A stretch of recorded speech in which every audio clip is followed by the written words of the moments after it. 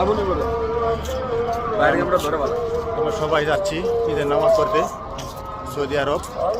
দেখেন বন্ধুরা, সকাল সকাল পুরো আবহাওয়া, ঠান্ডা ঠান্ডা শীত হালকা। সবাই আমাদের জন্য দোয়া করবেন যাতে আমরা নতুন আসছি। আমরা আজকে আমাদের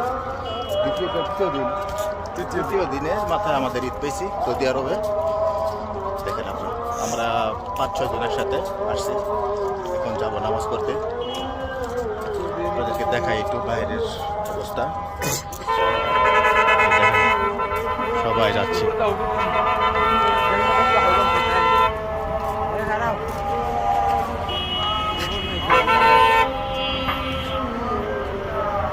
দিকে দেখো আমরা একটু গাড়িটা নেবো।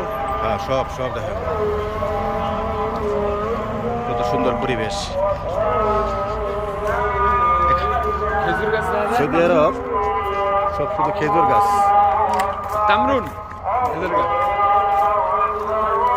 বড় বড় কোনো গাছ নাই। তারা একটা গাছের জন্য কত চেষ্টা করে একটা গাছ তৈরি করার জন্য, কিন্তু পারে না।